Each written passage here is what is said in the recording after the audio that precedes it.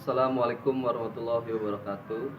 Perkenalkan, nama saya Ibnu Hoir, mahasiswa PPG dalam jabatan tahun 2023 dari Universitas Negeri Jakarta.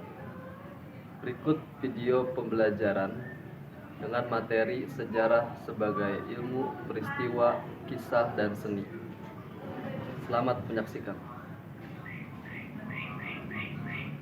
Warahmatullahi wabarakatuh.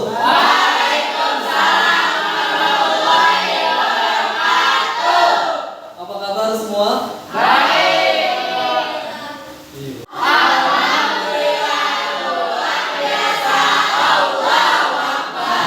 Oke, tepuk tangan untuk kita semua. Oke, baik.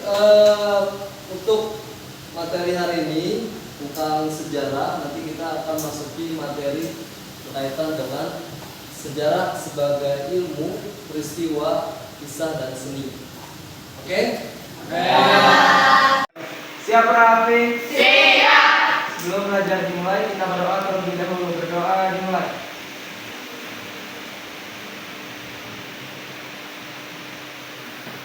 Doa selesai. Beri salam. Waalaikumsalam warahmatullahi wabarakatuh. Oke, untuk memulai hari ini biar kita makin semangat, kita akan tepuk tangan sejarah. Oke, bisa? Bisa. Ayo kita mulai. 1, 2, 3.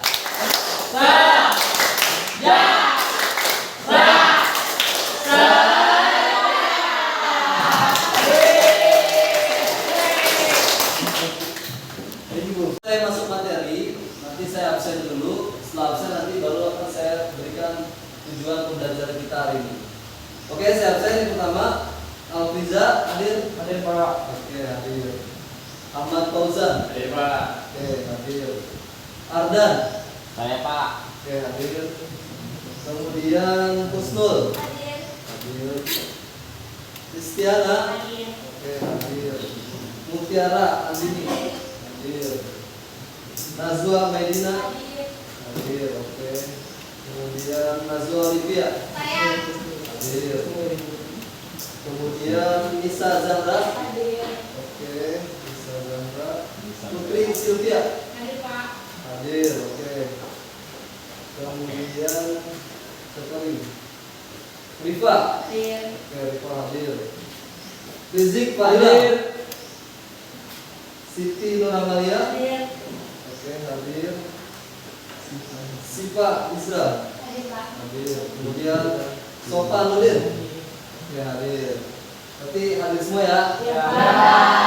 Ini saya akan menjelaskan tentang tujuan pembelajaran kita hari ini, yaitu setelah kita melihat modul pembelajaran, maka peserta didik diharapkan mampu menganalisis sejarah sebagai ilmu, kemudian ada fakta, ada peristiwa secara kritis. Kalian juga mampu membuat laporan hasil kajian tentang sejarah sebagai ilmu, fakta, peristiwa sesuai dengan pemahaman kalian. Bisa dipahami? Bisa. Mudah-mudahan setelah kita pelajari nanti kita akan memahami. Oke, sebelum kita memasuki pelajaran hari ini, kalau lebih kita menyanyikan lagu Indonesia Raya. Nah, nanti yang akan dipimpin oleh Kristiana. Oke. Kristiana, silakan maju ke depan.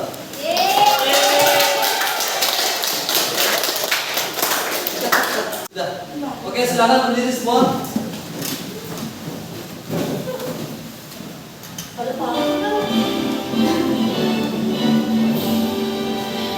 Indonesia,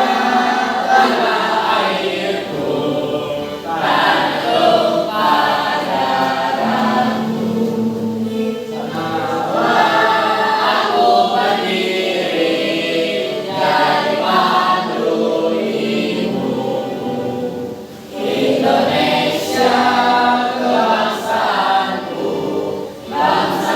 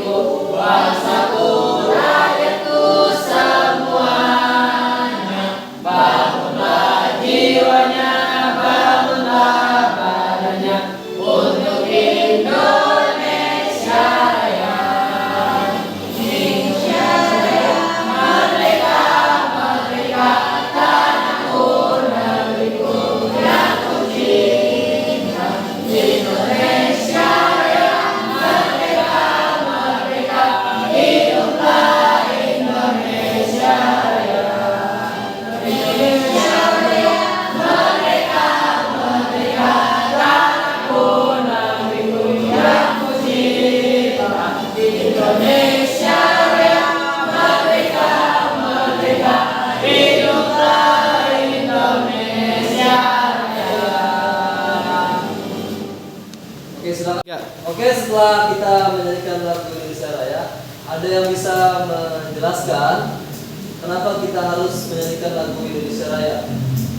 Silakan, Sopan. Baik Pak, kenapa kita harus menyanyikan lagu Indonesia Raya? Karena kita dengan menyanyikan lagu Indonesia Raya, kita bisa mengingat perjuangan para pahlawan kita dalam memperjuangkan kemerdekaan kita Pak. Oke, tepuk tangan. Oke. Saya Pak, karena kita cinta Indonesia.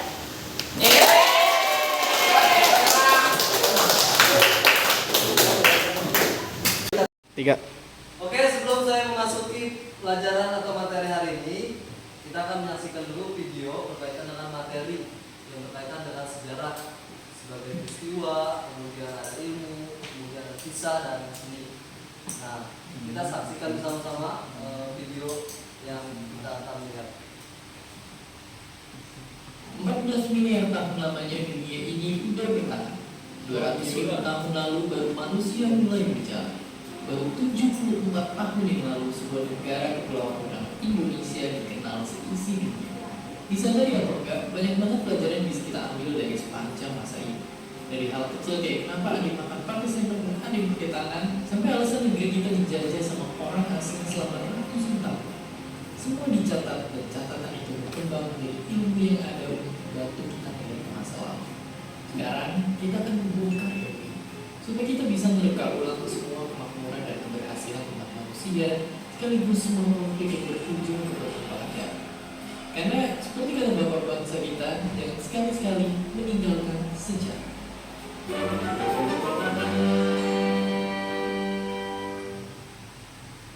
Kalau kita kata sejarah aja kita udah langsung ngantuk, mungkin itu karena cara pandang yang kita pakai selama ini salah.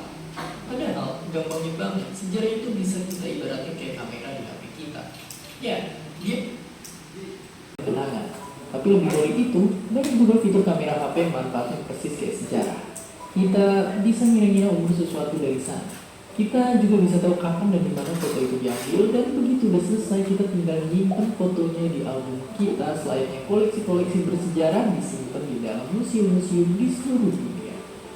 Itulah ilmu sejarah secara sederhana. Alasan utama kita mungkin gak suka belajar sejarah di sekolah adalah karena kita gak bisa ngegambarin kegunaan nyatanya belajar sejarah. Padahal kalau kita udah nemu cara untuk memahami ilmu ini, ide-ide cemerlang akan muncul dengan sendirinya. Yang perlu kita lakuin adalah pelajarin sejarah di bidang yang kita minati. Misalnya kalau kalian mau jadi ahli maritim dan perkapalan, belajar sejarah Yunani tentang Archimedes dan Ptolemy bisa jadi gerbang yang membuka masuknya banyak ide inovasi dari arah yang gak terduga. Kalau kamu mau jadi pilot, belajar sejarah ke Dirgantara dan orang-orang yang terkenal di bidang itu. Itu bakalan membantu banget untuk menambah banyak ilmu. Kurang lebih begini kalau mau disederhana ya, gitu. Jadi kalau belajar sejarah ini kan kita mengenal masa lalu agar mengetahui tempat kita di masa sekarang lebih baik. Ya, dan kalau kita mengenal keadaan kita sekarang lebih baik, tentunya akan lebih mudah menata masa depan. Jadi itu hubungannya gitu.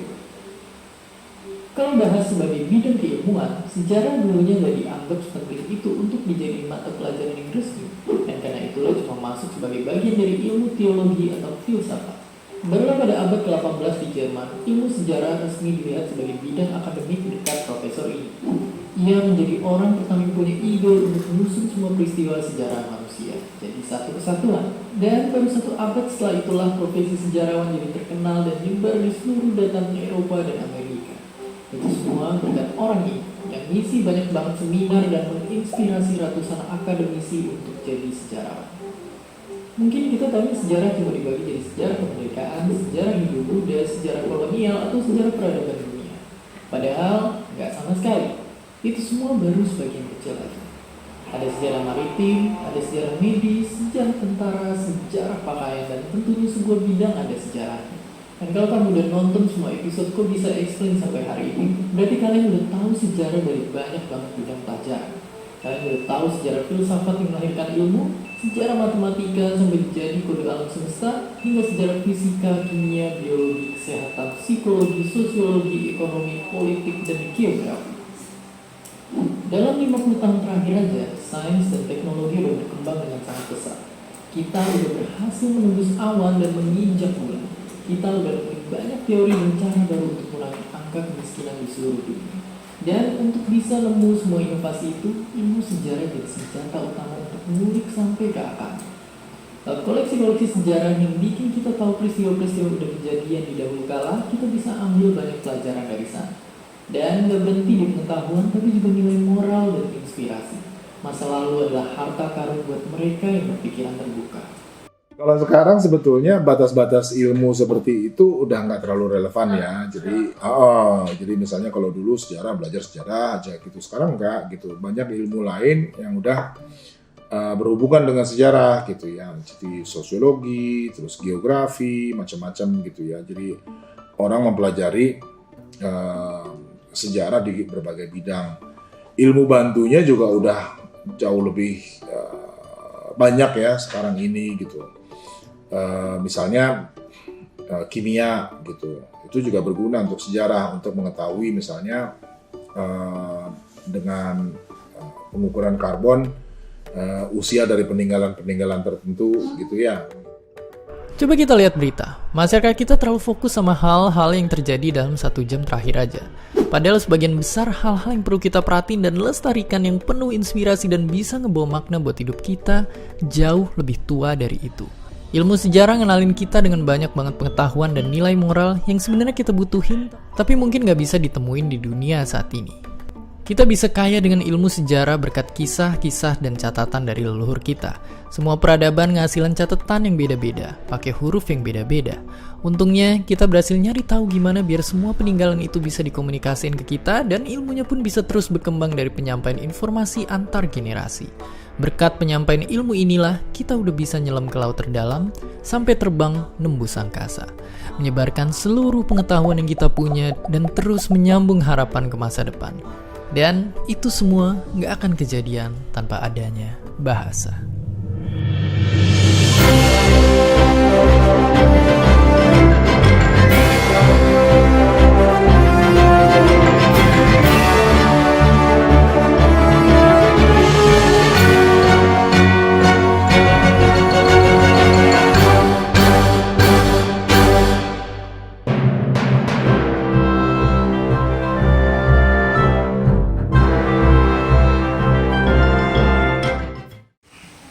Oke, setelah kita tadi menonton video tentang media pembelajaran sekarang, ada yang bisa menjelaskan maksud dari video tersebut?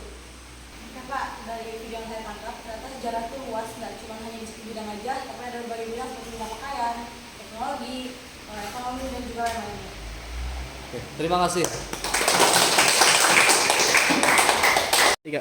Saya Pak, sejarah sangat menarik ya Pak. Saya kira cuma hanya biasa saja, ternyata wah keren. Menarik ya. Masa saya mau ngomong Pak. Oke, di materi kali ini berkaitan dengan sejarah sebagai ilmu, kemudian peristiwa, kisah, dan seni. Jadi ada 4 poin tersebut. Yang pertama berkaitan dengan ilmu. Jadi beberapa pakar mengatakan atau beberapa sejarawan mengatakan bahwa sejarah itu memiliki ilmu turunan-turunan seperti ekonomi, sosiologi, geografi. Jadi kalau tidak ada sejarah, maka tidak ada unsur ilmu tersebut. Makanya sejarah itu sebagai dasar untuk mengangkat ilmu-ilmu yang lain untuk kita pelajari. Nah, kemudian sejarah sebagai peristiwa. Kalau tidak ada peristiwa, maka tidak akan ada sejarah. Makanya peristiwa itu sangat penting bagi sejarah. Karena dalam sejarah, peristiwa yang terjadi itu hanya satu kali terjadi dan tidak akan pernah terjadi kembali.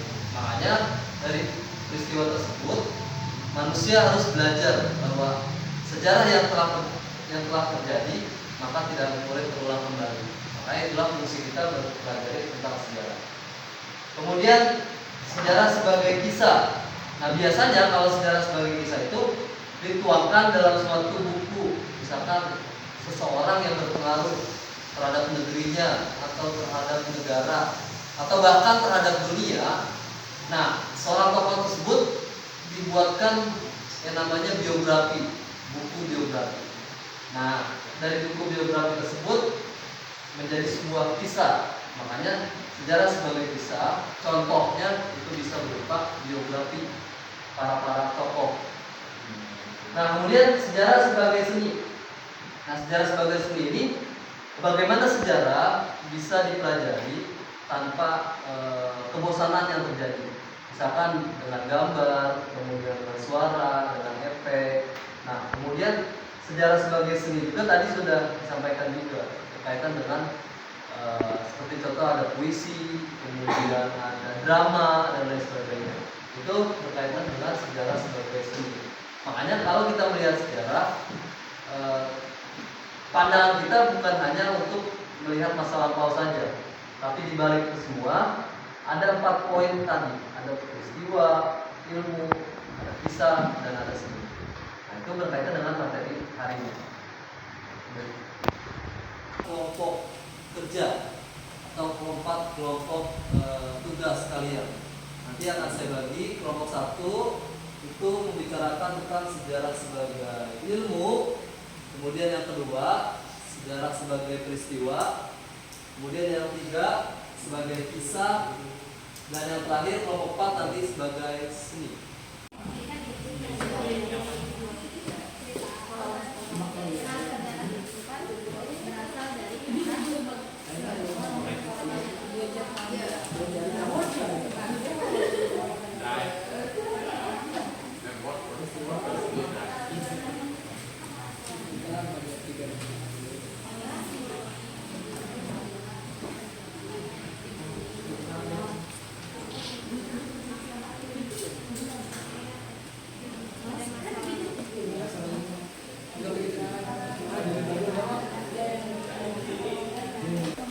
Pak, saya dari kelompok 1 mau tahu tentang sejarah sebagai ilmu.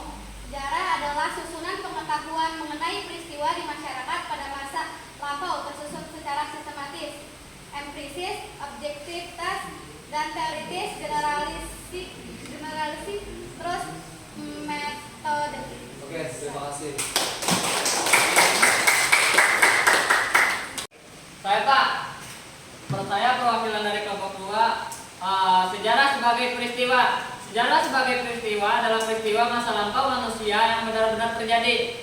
Ciri-cirinya ada empiris, data yang sebenarnya, dan yang kedua adalah unik, peristiwa tidak sama dan tidak dapat terulang. Oke, terima kasih.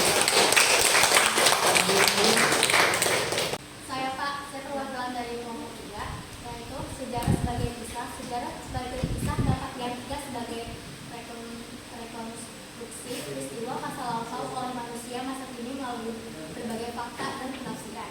Ciri-cirinya sebagai subjektif berdasarkan ingatan masa lalu sejarawan. Yang kedua, sarana untuk mengungkapkan kembali sejarah.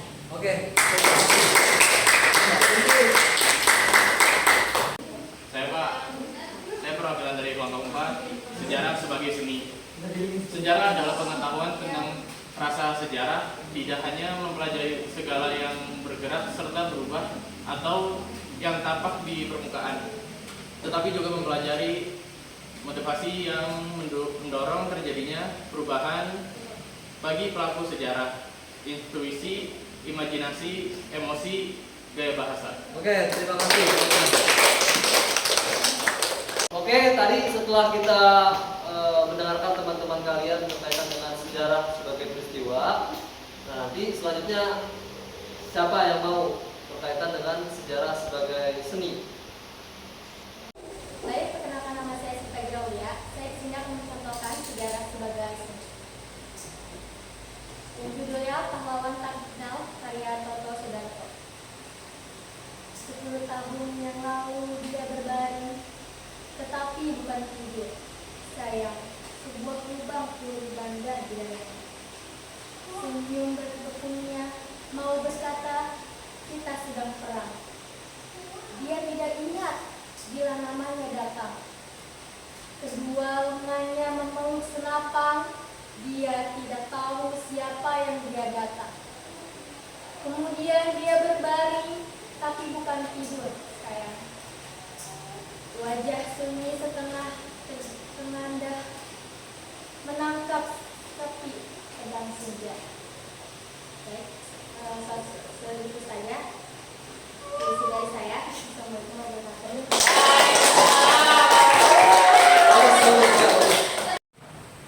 2, 3. Oke, berkaitan dengan materi ini, berkaitan dengan sejarah sebagai ilmu, peristiwa, kisah dan seni. Nanti siapa saja yang berani menjelaskan apa saja sih sejarah berkaitan dengan peristiwa. Nah, kita lihat dulu nih nanti peristiwa sejarah di Indonesia yang kalian ketahui dan kalian bisa bacakan di sini. Nanti kalian maju ya. Assalamualaikum warahmatullahi wabarakatuh.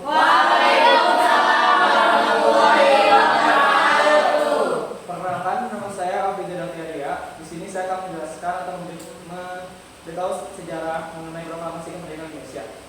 Jadi seperti yang kita ketahui, proklamasi dilakukan di Jalan Pegangsaan Timur nomor 56 di jam 10. Namun sebelum terjadinya proklamasi pada tanggal 17 Agustus, adanya penculikan yang dilakukan oleh golongan muda terhadap golongan tua. Karena pada saat itu golongan tua merasa bahwa mereka proklamasi harus menunggu arahan dari Jepang. Namun golongan muda ini pengen langsung adain proklamasi, sehingga pada saat itu golongan muda menculik golongan tua ke rumah Laksana Kadasi Maeda. Dan pada saat itu akhirnya proklamasi dilakukan pada tanggal 17 Agustus di Jalan Pegangsaan Timur nomor 56, dan pada saat itu juga dinyanyikan lagu Indonesia Raya yang diciptakan oleh Wage Rudolf Supratman, dan pengibaran bendera pertama kali dilakukan oleh Latif Surya Diningrat. Terima kasih. Wassalamualaikum warahmatullahi wabarakatuh.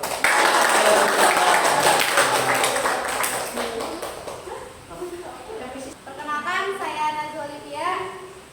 Saya ingin sedikit menceritakan tentang peristiwa Bandung Lautan Api. Peristiwa Bandung Lautan Api terjadi setelah terjadinya proklamasi kemerdekaan. Nah, peristiwa Bandung Lautan Api terjadi pada tanggal 24 Maret 1946. Nah, peristiwa ini terjadi di Bandung Selatan. Peristiwa Bandung Lautan Api diabadikan pada momen Bandung Lautan Api. Setelah materi telah saya jelaskan, kemudian kalian juga sudah mempresentasikan beberapa materi yang hari ini. Nah, kita sekarang masuk ke tugas atau evaluasi.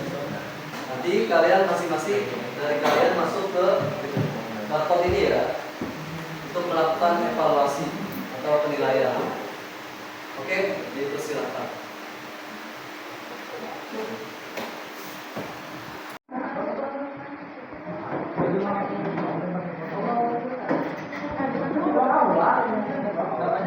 Iya dong, harus mancis. Ya Allah, manis sama biasa. Bagaimana itu?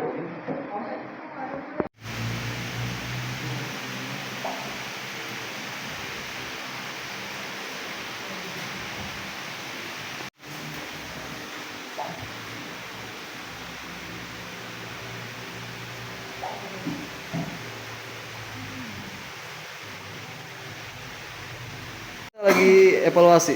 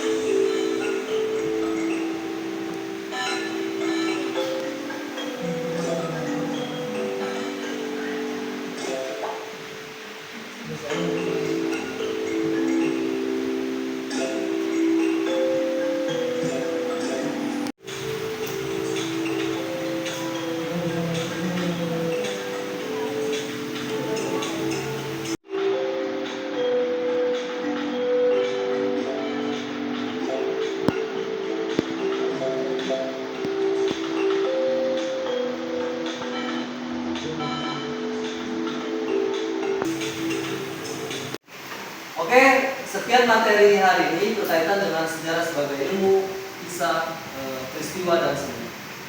Oleh sebab itu, dari pelajaran yang kita bisa ambil berkaitan dengan materi sekarang adalah bagaimana sejarah itu memenuhi seluruh kehidupan manusia yang ada pada saat ini. Jadi sejarah itu sangat penting bagi manusia, bagi peradaban bumi kita tercinta. Makanya kalau tidak ada sejarah, maka tidak ada berkaitan dengan ilmu-ilmu yang lain. Oke, sebelum saya tutup, mari sama-sama kita berdoa dipimpin oleh ketua kelas. 3.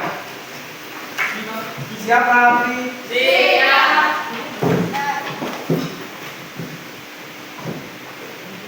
Siapa Afi? Sebelum pulang kita berdoa terlebih dahulu, semoga sampai dengan rumah yang selamat. Amin. Kita dimulai.